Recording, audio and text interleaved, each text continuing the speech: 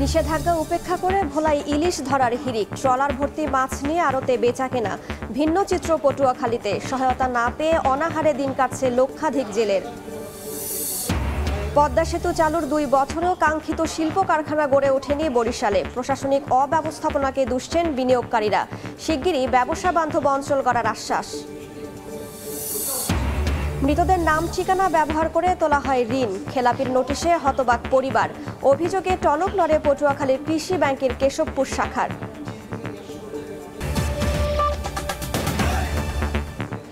আমন্ত্রণ সময় সংবাদের নিয়মিত আয়োজন বিভাগীয় সময়ে। থাকছি সপ্তাহে 7 দিন ভিন্ন ভিন্ন বিভাগের সংবাদ নিয়ে। আজ থাকছে বরিশাল বিভাগ, সঙ্গে আছে আমি রাইসা জান্নাত। নিষেধাজ্ঞা উপেক্ষা করে ভোলার বিভিন্ন ঘাট থেকে সাগরে যাচ্ছে মাছ ধরার নৌকা। ট্রলারে আনা হচ্ছে মাছ, প্রকাশ্যে বিক্রিও হচ্ছে আড়তে। অথচ সংশ্লিষ্ট বিভাগগুলোর কোনো তৎপরতা নেই বলে অভিযোগ এলাকাবাসীর। তবে পেটের দায়ে সাগরে জাল ফেলার কথা জানিয়েছেন জেলেরা, আর ব্যবস্থা নেওয়ার গতানুগতিক আশ্বাস মৎস্য বিভাগের। উৎপল দেবনাথের ছবিতে নাসির উদ্দিন লিটনের প্রতিবেদন। সমুদ্রে মাছের প্রজনন ও উৎপাদন বৃদ্ধিতে প্রতি বছরের মতো এবছরও 20 মে থেকে 23 জুলাই পর্যন্ত সাগরে চলছে 65 দিনের নিষেধাজ্ঞা। এ সময় কেউ সমুদ্রে কোনো মাছ ধরতে পারবেন না। অথচ চলমান নিষেধাজ্ঞার মধ্যেই সাগর থেকে 30 মণ ইলিশ নিয়ে 19 জুন ভোলার চরফেশনের সামরাজ ঘাটে আসে এফবি ইশরাত নামের একটি ট্রলার।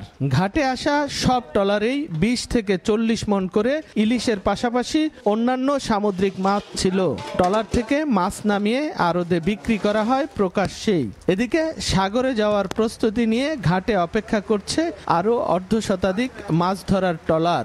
স্থানীয়রা জানান, নিষেধাজ্ঞা শুরু থেকেই সামরাজ, পাঁচকপাট, কচ্ছপিয়া, বকশী ও মনপুরার বিভিন্ন ঘাট থেকে এসব ট্রলার নিয়মিত সাগরে যাওয়া আসা করছে।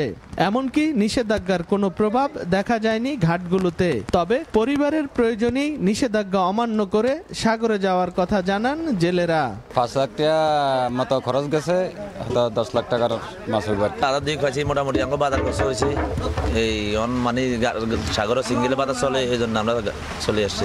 কাজে বাচ্চা আছে, আর আমি তো অনেক কর্ম, এই ছাড়া কোনো কিছু নাই, এইটাই কর্ম।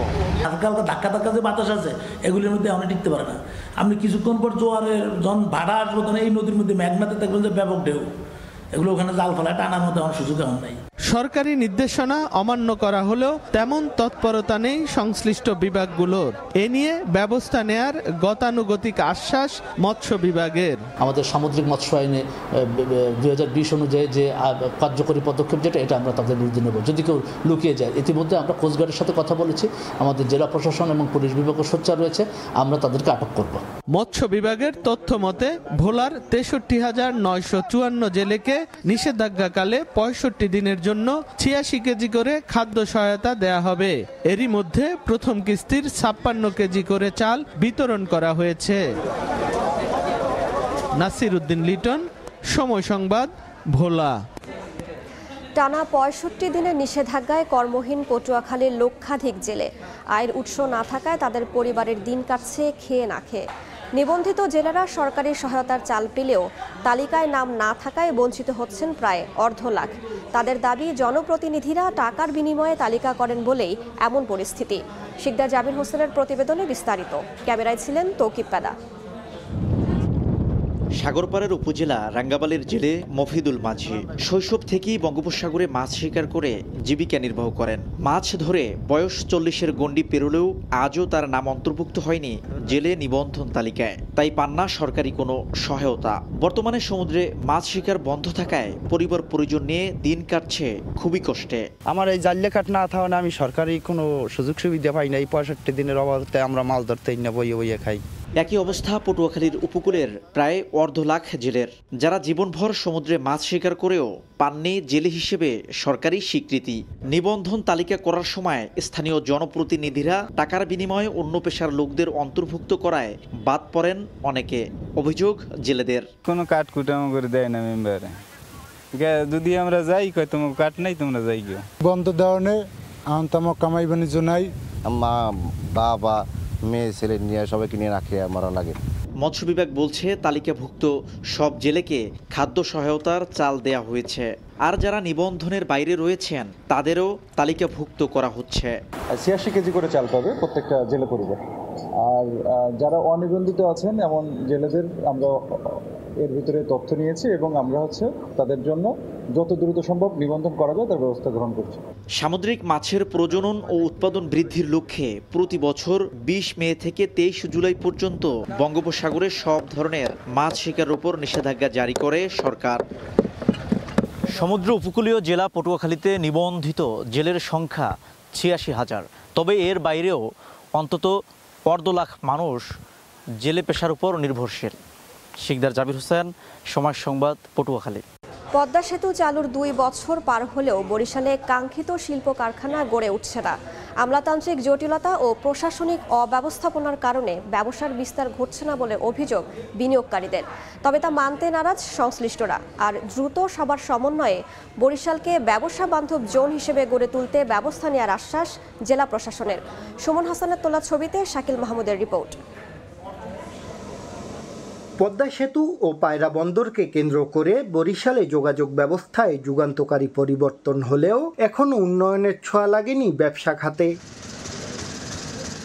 ব্যবসায়ীদের অভিযোগ, চাহিদা অনুযায়ী পর্যাপ্ত ঋণ না পাওয়া, সরকারি বিভিন্ন দপ্তরের প্রয়োজনীয় কাগজপত্র দিতে গড়িমসি সহ আমলাতান্ত্রিক জটিলতা ও প্রশাসনিক অব্যবস্থাপনার কারণে চাইলেও ব্যবসা করতে পারছেন না তারা। যখনই একটা ইন্ডাস্ট্রি করতে আসবে তখনই একটা অনাপত্তির একটা বিষয় থাকে। তো এইগুলি যখন মানুষের শুনে যে এইগুলি একটা বড় একটা বিড়ম্বনা, তখন কিন্তু আসলে এন্টারপ্রেনাররা আসতে চায় না। বরিশাল চেম্বার অব কমার্সের তথ্য মতে বিভাগের ৬ জেলায় ছোট বড় মিলিয়ে প্রায় ১,০০০-এর ওপর ব্যবসা প্রতিষ্ঠান রয়েছে। লাইসেন্সের ব্যাপারে যে সহজীকরণের যে প্রক্রিয়াটি, এটি যদি সহজীকরণ না করা যায় তাহলে ব্যবসায়ীরা যথাযথভাবে কাজ করতে পারবে না। সোনালী ব্যাংক তো তার ব্যবসার উপরে শত শত কোটি, হাজার হাজার কোটি টাকার লোন দিয়ে থাকে, সেটা দেয়া সম্ভব আর কি, তাদের যদি ব্যবসা থাকে। কেউ যদি কোনো নতুন ব্যবসার উদ্যোগ নেয় বা কোনো বিনিয়োগ করতেছে, আমরা তাদের সর্বোচ্চ গুরুত্ব দিয়ে তাদের কাজগুলো করার জন্য করে থাকি। বরিশালে মোট ৩টি চেম্বার অব কমার্স রয়েছে। শাকিল মাহমুদ, সময় সংবাদ, বরিশাল। এ বিষয়ে বিস্তারিত জানাতে এই মুহূর্তে ভাটিখানা এলাকায় আছেন সহকর্মী অপূর্ব অপু। সরাসরি যাচ্ছি তার কাছে। বছর আগেও যোগাযোগে অনুন্নত ছিল বরিশাল সহ এই দক্ষিণ অঞ্চল, কিন্তু এক পদ্মা সেতুই পাল্টে দিয়েছে গোটা এই দক্ষিণ অঞ্চলের ২১টি জেলা। মহাসড়কে যোগাযোগে মাইল ফলক পরিবর্তন এসেছে। তবে এখানকার ব্যবসায়ীদের নানা অভিযোগ রয়েছে যে শিল্পে বিপ্লব হওয়ার কথা ছিল এই অঞ্চলে, সেটি কাঙ্ক্ষিত অর্থে এখন পর্যন্ত হচ্ছে না। ব্যবসায়ীদের এ নিয়ে নানা অনুযোগ রয়েছে, অভিযোগ রয়েছে, সে বিষয়ে আমরা আজ বিস্তারিত জানবো। আমার সাথে যুক্ত হচ্ছেন বরিশাল চেম্বার অব কমার্সের প্রেসিডেন্ট জনাব সাইদুর রহমান রিন্টু। রিন্টু ভাই, আপনাকে স্বাগত জানাচ্ছি। জানতেই চাচ্ছি, আসলে পদ্মা সেতু যেমনি আপনারাই বলছেন যে যেমনি এই অঞ্চলের মাইলফলক পরিবর্তন করেছে, তবে কেন শিল্প কলকারখানা গড়ে উঠতে প্রতিবন্ধকতাটা কোথায়? আমি প্রথমে ধন্যবাদ জানাই মাননীয় প্রধানমন্ত্রীকে, যিনি নিজস্ব অর্থায়নে আজকে পদ্মা সেতু তৈরি করে দেয়াতে আমাদের এই দক্ষিণাঞ্চলের ৬টি জেলায় আমরা ব্যাপক উন্নয়ন ঘটেছে যোগাযোগ এবং অন্যান্য ক্ষেত্রে। তবে শিল্পেতে আমরা আসলে কিছুটা পিছিয়ে আছি। শিল্পেতে অনেক শিল্প উদ্যোক্তা ইতিমধ্যে ছোট ক্ষুদ্র শিল্প গড়ে তুলছে। ক্ষুদ্র শিল্প অলরেডি আমাদের ৪-৫টি ডিস্ট্রিক্টে শুরু হয়ে গেছে। আপনারা জানেন যে আমাদের বরিশালে একদম সুদূর কুয়াকাটায় আমাদের মৎস্য অবতরণ, এই মৎস্য এবং পায়রা বন্দর, পাশাপাশি আমাদের যে আটঘর কুরিয়ানার এই কাঁচামাল পণ্য আমরা কিন্তু ৩-৪ ঘন্টা এখন রাজধানী শহরে পৌঁছতে পারি। কিন্তু অন্যান্য শিল্পে বা বড় বড় পোশাক শিল্প বা অন্যান্য ইন্ডাস্ট্রিতে আমরা পিছিয়ে আছি। আমাদের অনেক উদ্যোক্তা আছেন যারা চট্টগ্রাম, ঢাকাতে বড় বড় শিল্প কারখানা করে, সেখানে অনেক কর্মসংস্থান হচ্ছে।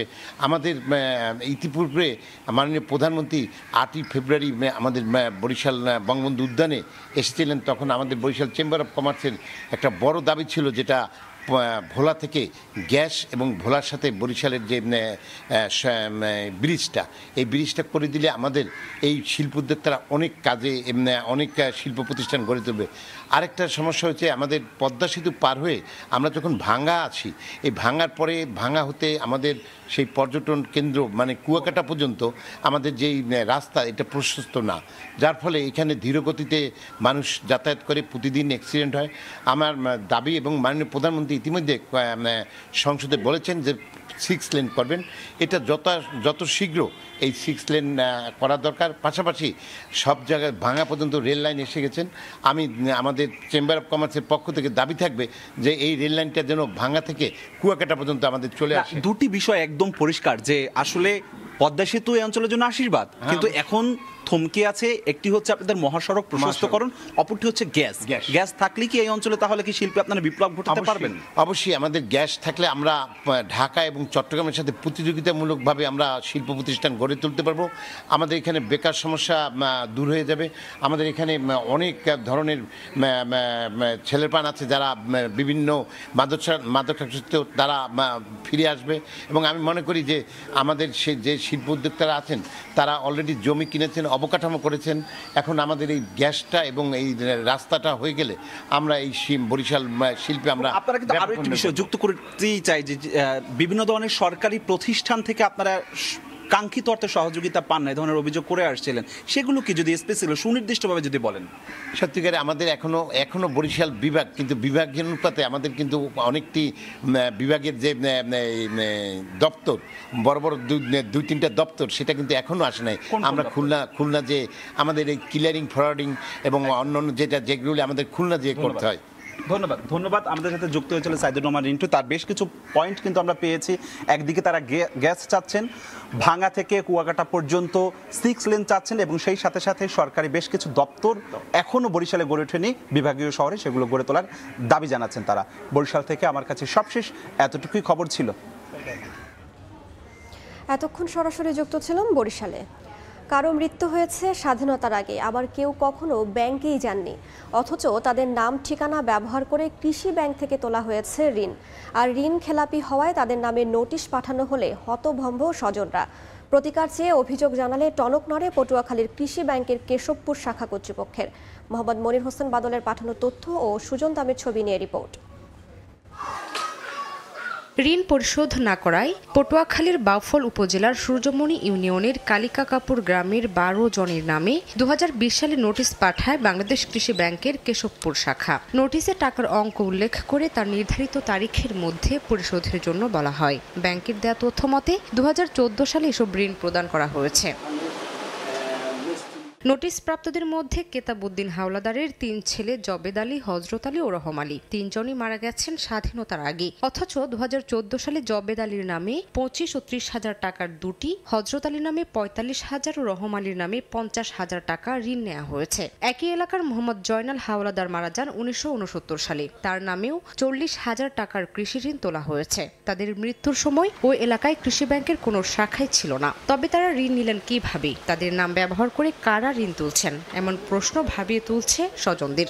বিষয়টি জানার পর কৃষি ব্যাংকের কেশবপুর শাখায় অভিযোগ করেন ভুক্তভোগী পরিবারগুলো। কৃষি ব্যাংক থেকে একটা নোটিশ এসে আমি নাকি ঋণ আনছি, কিন্তু আমি ব্যাংকে কোনোদিন যাই না, আমি ঋণ আনিও নাই। ঠিক আছে, তারপরে এই নোটিশটা আমি রাখলাম। রাখার পর আমি কিছুদিন পরে ব্যাংকে গেলাম।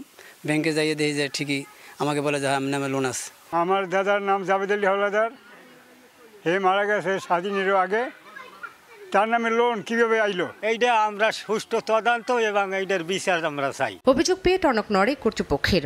ঘটনা তদন্তে করা হয় কমিটি। শিগগিরই বিষয়টি সুরাহার আশ্বাস সংশ্লিষ্টদের। অতি দ্রুত তদন্ত সাপেক্ষে আমরা দোষীদের বিরুদ্ধে আইনগত ব্যবস্থা গ্রহণ করব। কৃষি ব্যাংকের কেশবপুর শাখা থেকে 14 জনের নামে মোট 3,48,000 টাকা ঋণ খেলাপির চিঠি দেওয়া হয়েছে। সময় সংবাদ, পটুয়াখালী। বরগুনায় দুটি সড়ক প্রস্তুত করতে কাটা হচ্ছে অন্তত 2000 গাছ। সম্প্রতি বরগুনা সদর উপজেলার বরগুনা নিশানবাড়িয়া ও তালতলী উপজেলার বগি তালতলী সড়ক সম্প্রসারণের উদ্যোগ নেয় এলজিইডি। তবে সড়ক দুটির দুই পাশে প্রায় 2000 গাছ থাকায় বন বিভাগকে জানায় এলজিইডি। এরপর গাছ কাটা শুরু করে বন বিভাগ। তবে এলাকাবাসী ও পরিবেশ কর্মীরা জানান, গাছগুলো রেখে উন্নয়ন পরিকল্পনা করলে রক্ষা পেত প্রকৃতির অপরিহার্য এই উপাদান। তবে এ নিয়ে কোনো মন্তব্য করতে রাজি নয় এলজিইডি ও বন বিভাগ। ঘূর্ণিঝড় রেমালের তাণ্ডবে ঝালকাঠির প্রায় 23.5 কোটি 71 লাখ টাকা মূল্যের সবজি নষ্ট হয়েছে। কৃষি বিভাগের তথ্য মতে রেমালের আঘাতে জেলার 3325 হেক্টর জমির সবজি ক্ষতিগ্রস্ত হয়েছে। তার মধ্যে সম্পূর্ণ নষ্ট হয়ে গেছে 1162 হেক্টর জমির সবজি। এ কারণে বর্তমানে জেলার বেশিরভাগ বাজারে দেখা দিয়েছে সবজি সংকট। অন্য জেলা থেকে সবজি আনা হলেও তার চড়া দাম। কোনো সহযোগিতা না পেয়ে এখনও ঘুরে দাঁড়াতে পারেননি ক্ষতিগ্রস্তরা। অবশ্য ক্ষতিগ্রস্তদের প্রণোদনার আওতায় আনার আশ্বাস কৃষি বিভাগের। বরিশালে খাস জমি থেকে একটি পরিবারকে উচ্ছেদের অভিযোগ উঠেছে শের-ই-বাংলা মেডিকেল কলেজ হাসপাতালের পরিচালকের বিরুদ্ধে। দুপুরে নগরীর সদর রোডে মানববন্ধন করে ভুক্তভোগীর পরিবারটি। এ সময় তারা অভিযোগ করেন, 2016 সালে নগরীর কর্ণকাঠি এলাকার খাস জমিতে একটি ঘর নির্মাণ করে বসবাস করছিলেন তারা। 2021 সালে ওই জমির 190% ক্রয়কৃত দাবি করে শের-ই-বাংলা মেডিকেল কলেজ হাসপাতালের পরিচালক সাইফুল ইসলাম তাদের উচ্ছেদ করেন। সবশেষ গত 23 জুন একই পরিবারের এক বৃদ্ধকে বরিশাল মেডিকেলে ভর্তি করাতে গেলে ফিরিয়ে দেয় কর্তৃপক্ষ। এসব ঘটনায় সাইফুল ইসলামের বিচারের দাবি করেন তারা। তবে বিষয়টি কিছুই জানেন না বলে দাবি অভিযুক্ত সাইফুল ইসলামের। পটুয়াখালীতে 5 বীরাঙ্গনাকে সম্মাননা জানানো হয়েছে। সকালে শহরের এলজিইডি মিলনায়তনে অনুষ্ঠানের আয়োজন করে বেসরকারি উন্নয়ন সংস্থা চেষ্টা। এ সময় 5 বীরাঙ্গনাকে উত্তরীয় পরিয়ে দেন সংস্থার সদস্যরা। পাশাপাশি উপহার হিসেবে দেয়া হয় একটি করে শাড়ি ও গরু। উপহার পেয়ে উচ্ছ্বসিত নারীরা। অনুষ্ঠানে বিভিন্ন সামাজিক ও সাংস্কৃতিক সংগঠনের সদস্যরা উপস্থিত ছিলেন। এবার জেনে নেব বরিশাল বিভাগের গত সপ্তাহের আলোচিত ঘটনা। আন্তর্জাতিক যোগ দিবসকে সামনে রেখে 19 জুন বরিশালে দিনব্যাপী অনুশীলন অনুষ্ঠিত হয়। এবারের আয়োজনের স্লোগান সম্প্রীতি ও শান্তির জন্য যোগ। যোগব্যায়ামের এই আয়োজনে বিভিন্ন বয়সের প্রায় 120 জন নারী পুরুষ অংশ নেন। আগামীতে আরও জাঁকজমক আয়োজনের আশ্বাস দেন আয়োজকরা। বিভাগীয় সময়ের শীর্ষ সংবাদগুলো জানিয়ে দিচ্ছে আরও একবার। নিষেধাজ্ঞা উপেক্ষা করে ভোলায় ইলিশ ধরার হিড়িক। ট্রলার ভর্তি মাছ নিয়ে আড়তে বেচাকেনা। ভিন্ন চিত্র পটুয়াখালীতে। সহায়তা না পেয়ে অনাহারে দিন কাটছে লক্ষাধিক জেলের। পদ্মা সেতু চালুর 2 বছরেও কাঙ্ক্ষিত শিল্প কারখানা গড়ে ওঠেনি বরিশালে। প্রশাসনিক অব্যবস্থাপনাকে দুষছেন বিনিয়োগকারীরা। শিগগিরই ব্যবসা বান্ধব অঞ্চল করার আশ্বাস। এবং মৃতদের নাম ঠিকানা ব্যবহার করে তোলা হয় ঋণ। খেলাপির নোটিশে হতবাক পরিবার। অভিযোগে টনক নড়ে পটুয়াখালীর কৃষি ব্যাংকের কেশবপুর শাখার।